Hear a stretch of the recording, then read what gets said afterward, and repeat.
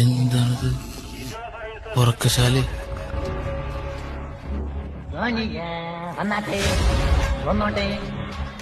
ഇന്നലെ ഞാനൊരു തുള്ളി ഉറങ്ങിയില്ല. ചന്ദനമഴ സീരിയൽ കണ്ടിട്ടേ.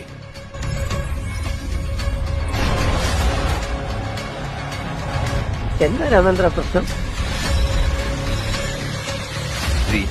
തർക്കിക്കുന്നില്ല. 10 തന്നേക്കാം. 10? ഞാൻ 15 ചോദിച്ചാലോ?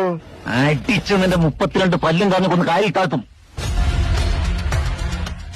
എനിക്ക് ചില കാര്യങ്ങൾ പറയാനുണ്ട്. അതിപ്പോ പറയാൻ കഴിയില്ല. പോട്ടടാ ബാലേട്ടാ. ഒന്ന് വിളിച്ചു സ്മൈൽ.